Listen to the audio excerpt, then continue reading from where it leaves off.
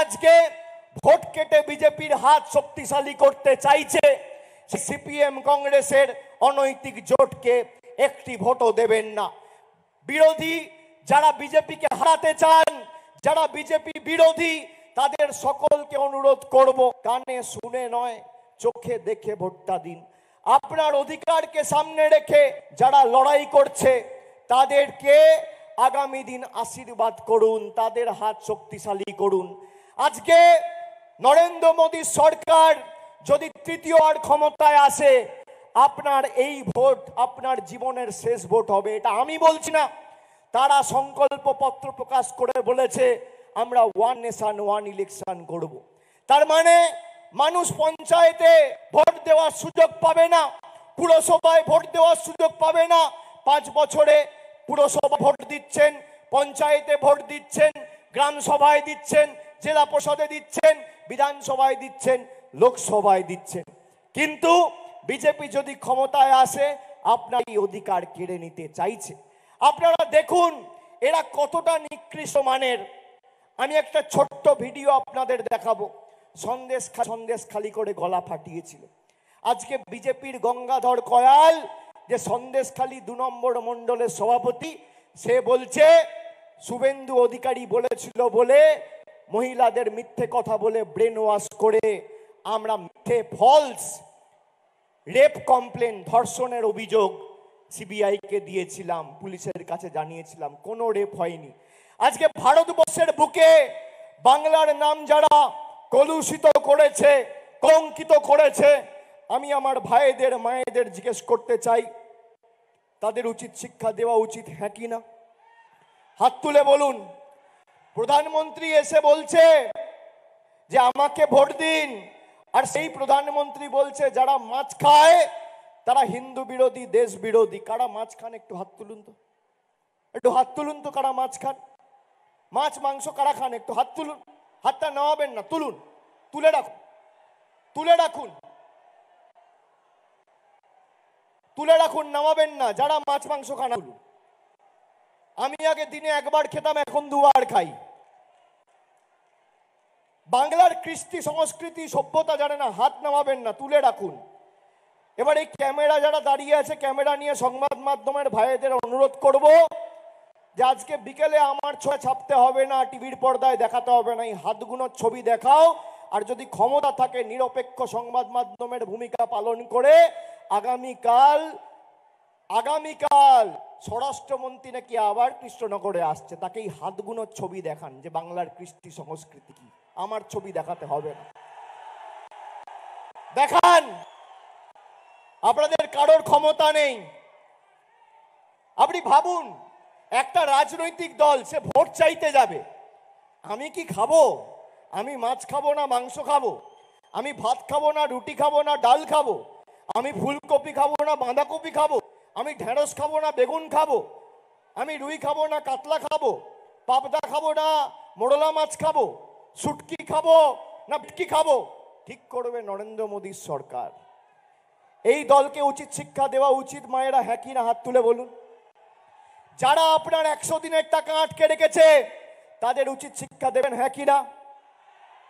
যারা অনৈতিকভাবে আপনার নির্বাচিত প্রতিনিধির পদ কেড়ে নিয়েছে তাদের উচিত শিক্ষা দেবেন, হ্যাঁ কি না? দেবেন, হ্যাঁ কি না? 19 সালে তো প্রায় 65,000-এর ব্যবধান দিয়েছিলেন, এবার ব্যবধানটা বাড়াবেন তো? বাড়াবেন তো? 21-এর ভোটের ফলের নিরিখে 1,20,000 ভোটে আমরা এই সিটে এগিয়ে রয়েছি। ব্যবধানটা বাড়াতে হবে। 550 কোটি টাকা খরচা করে এই কৃষ্ণনগর থেকে শুরু করে বিভিন্ন জায়গায় জলের প্রকল্পের কাজ চলছে। আমরা বিভিন্ন জায়গায় তেহট্ট থেকে শুরু করে করিমপুর থেকে শুরু করে কৃষ্ণনগর, রানাঘাট, কল্যাণী থেকে শুরু করে নদিয়ার বিভিন্ন জায়গায় ফেয়ার প্রাইস মেডিসিন সব চালু করেছি। এই নদিয়া জেলায় আপনারা শুনে রাখুন, বিজেপির প্রার্থী যখন ভোট চাইতে যাবে এই তথ্যগুলো দেবেন। এই নদিয়া জেলায় 1,49,281 জন 100 দিনের প্রকৃত প্রাপক যোগ্য শ্রমিক, যাদের টাকা নরেন্দ্র মোদী সরকার আটকে রেখেছিল, ফেব্রুয়ারি মাসে ডাইরেক্ট ব্যাংক ট্রান্সফার করে মমতা বন্দ্যোপাধ্যায় 1,49,281 জন শ্রমিকের অ্যাকাউন্টে টাকা পৌঁছে দিয়েছে। এটা খালি নদিয়া জেলা, বাংলা নয়। এই নদিয়া জেলায় মায়েরা আপনারা জানেন কতজন এই নদিয়া জেলায় লক্ষ্মীর ভান্ডার পাচ্ছে? কেউ বলতে পারবে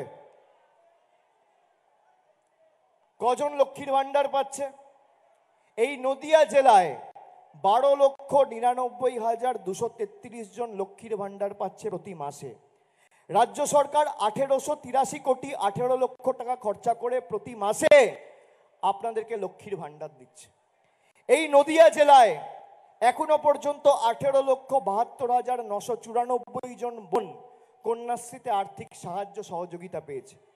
এই নদিয়া জেলায় 42,41,000, আমি আবার সংখ্যাটা বলছি, এই নদিয়া জেলায় 42,41,552 জনকে 4,557 কোটি টাকা খরচা করে আমাদের সরকার, তৃণমূলের সরকার, কোন রকম কেন্দ্রের সাহায্য সহযোগিতা ছাড়া বিনামূল্যে রেশন দিচ্ছে।